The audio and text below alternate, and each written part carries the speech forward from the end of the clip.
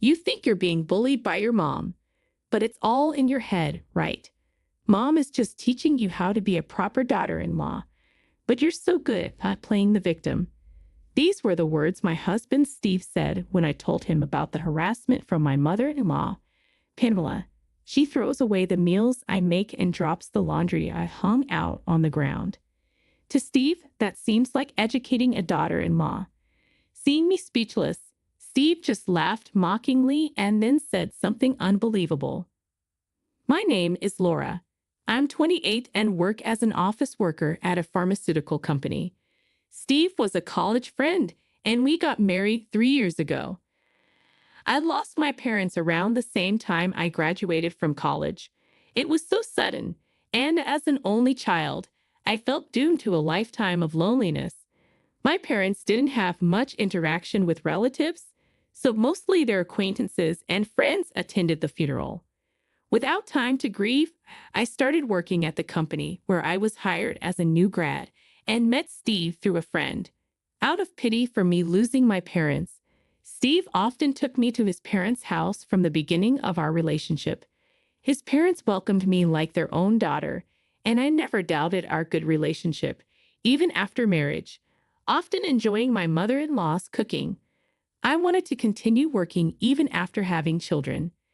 If I couldn't leave our future children at daycare, there would be no one to help me with parenting since I lost my parents. When I shared this concern with Steve, he said, "Cram will take care of it," and things went smoothly.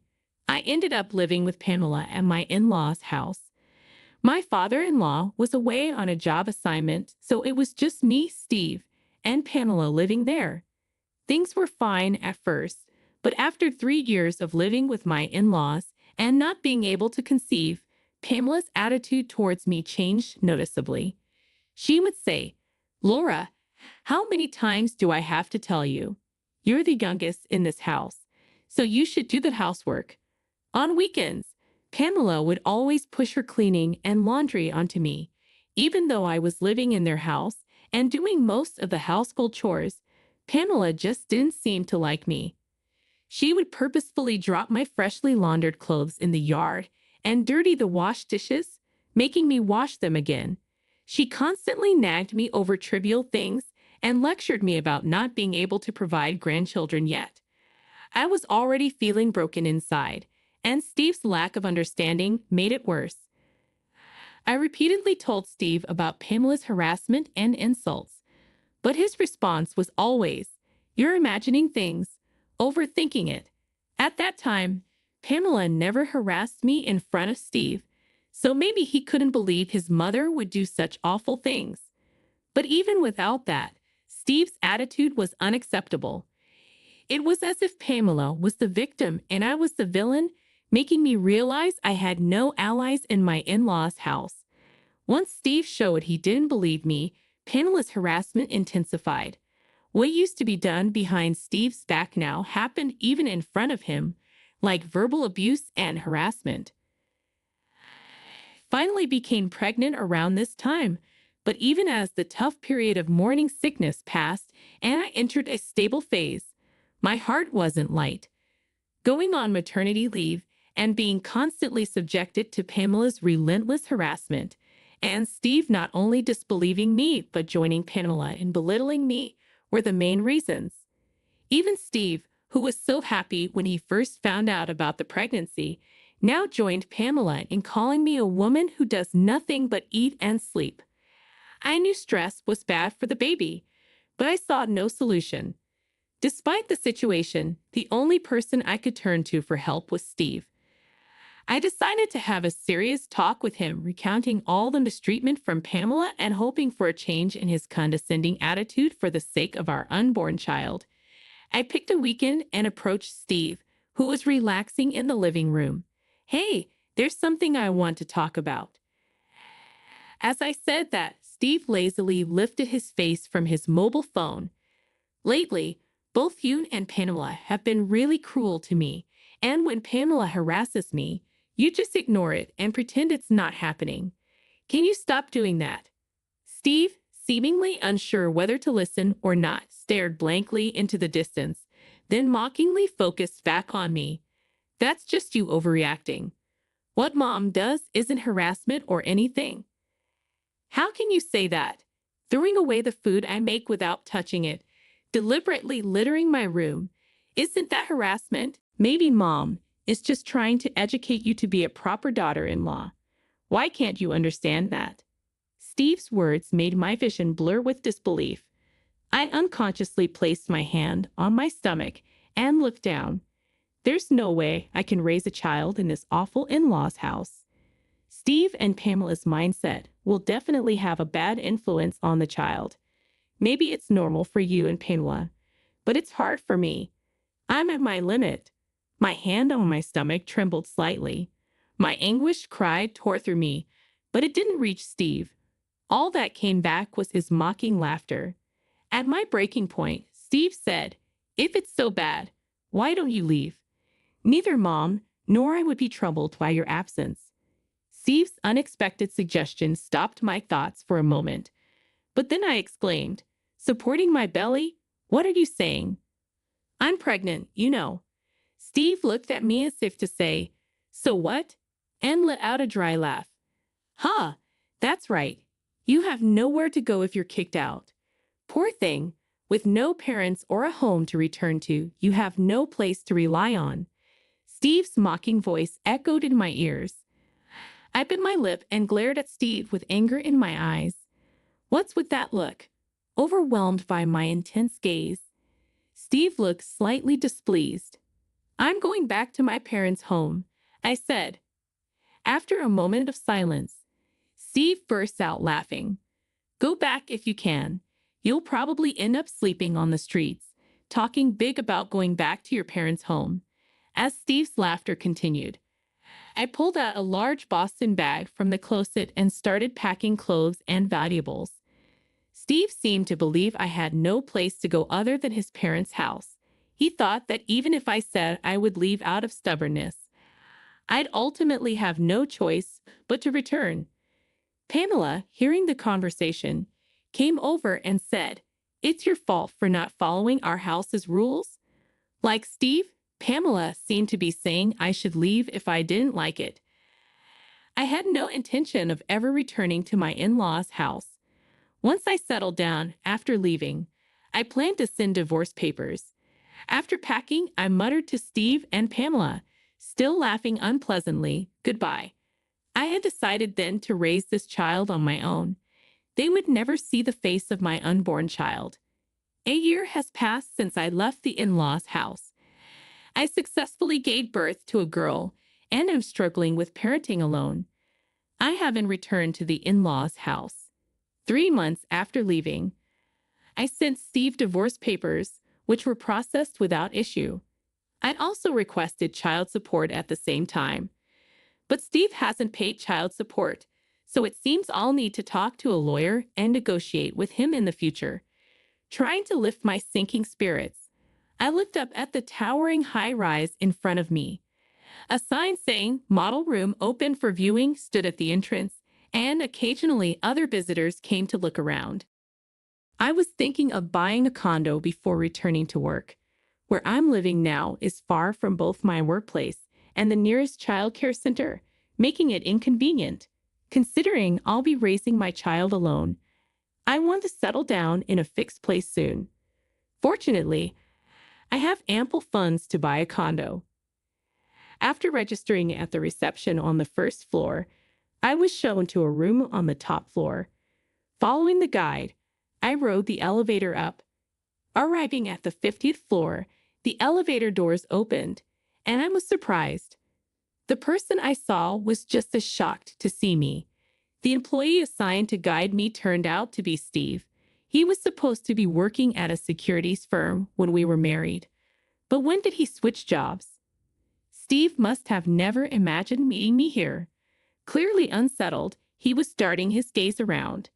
Moreover, this was the top floor of an exclusive apartment, accessible only to those with a serious intention to buy. With an awkward smile, Steve began showing me around the top floor. His words were gentle, but his glances kept asking why I was there. We both felt uncomfortable, but the room itself was impeccable. It was close to my workplace and had an underground connection to a childcare center. As expected of a luxury high-rise, it boasted a park in the courtyard and a 24-hour supermarket underground. An ideal environment where I could definitely raise my child on my own. "I think I'll take this apartment," I said. Steve was surprised at my decision. I had come prepared to sign a contract immediately if I found a suitable place. However, Steve didn't bring out the contract, no matter how long I waited. Just as I was about to question him, Steve's lips quivered. "There's no way." "What?" "A single mom going through a divorce can't afford the top floor of a high rise." Steve's face showed a mix of emotions. His expression, neither anger nor jealousy, seemed accusatory. "Did you catch some rich guy, or are you doing some unspeakable job?" I stepped back as he closed in.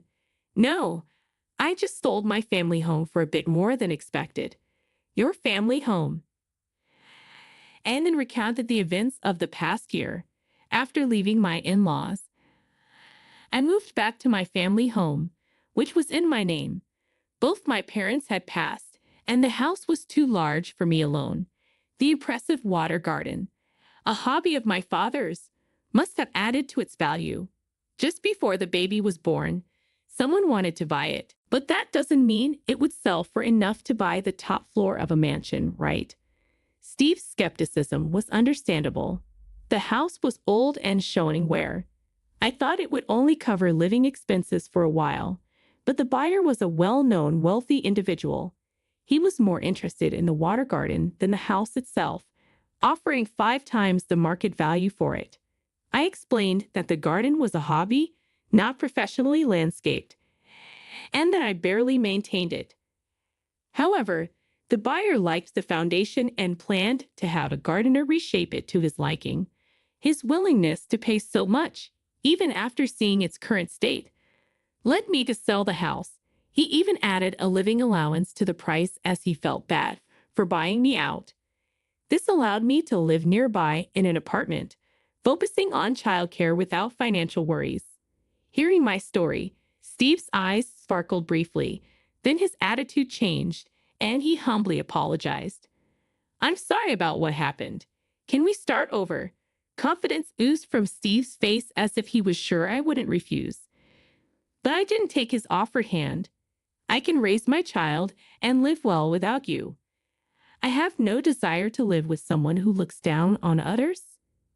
At that moment, Steve's face turned to anger. His face reddened as he glared at me. "You're refusing my offer to remarry you?" A colleague with the contract appeared behind Steve, perhaps curious about our long conversation. I glanced past Steve to greet the colleague, but Steve seemed oblivious. A woman being rich is just wrong. Women should just quietly support their men and stay at home. The colleague's face went pale. I silenced his attempt to intervene with a look. "Is that all you wanted to say? So you think you can look down on me now that you're rich? You were better off as a lifetime servant in your husband's house." I sighed and turned to the employee standing frozen with a stack of contracts and documents. "I can't make a big purchase from a company that employs someone who talks like this." At my words, Steve finally turned around. The employee, realizing he was being addressed, rushed over and profusely apologized, almost scattering the documents in his haste. "I'm so sorry. My subordinate was incredibly rude to you." "Come on, you apologize too," urged by his boss. Steve seemed to finally grasp that things were going badly. He apologized repeatedly along with his boss. "Please stop," I commanded. The two hesitantly looked up. "I won't buy it anyway." "I'm sorry, I'll look at other apartments." Their expressions turned to despair at my words. "Wait, I take back everything I said. Just this contract. Do you really think I'd make a deal that benefits you after all you've said?" Steve looked defeated. The outcome was clear. It was a loss for Steve, who knew nothing but to look down on others, and the boss, who probably hoped that our being ex-spouses would smooth things over, hadn't stopped Steve's tirade. I didn't feel much sympathy. I liked everything about the apartment, its location, its layout, but it couldn't be helped. I didn't want to spend my money at a company with such people. Leaving them, I bowed and left the room. No one saw me off as I rode the elevator alone out of the building. I didn't look back as I walked away, searching for another model apartment. Later, I heard through Pamela that Steve had not only lost the big contract for the top floor of the high-rise, but also faced a pay cut and demotion for his verbal abuse towards me, a client, leading to his resignation. After resigning, Steve struggled to find another job, resorting to alcohol and gambling, with Pamela taking care of him. I once met Pamela at the supermarket. My son isn't working and stays at home taking his anger out on me. I'm sorry for everything. Please remarry him and come back, she pleaded. I quickly responded, why don't you leave the house if it's so bad? Pamela's face fell in despair, and I felt a slight sense of relief. I purchased an apartment in a different building and returned to work after putting my child in childcare. The money from selling my family home was more than enough to raise my child, but I loved my job and was asked to return, so I did. With a recent promotion, I'm now living a fulfilling life, juggling work and childcare.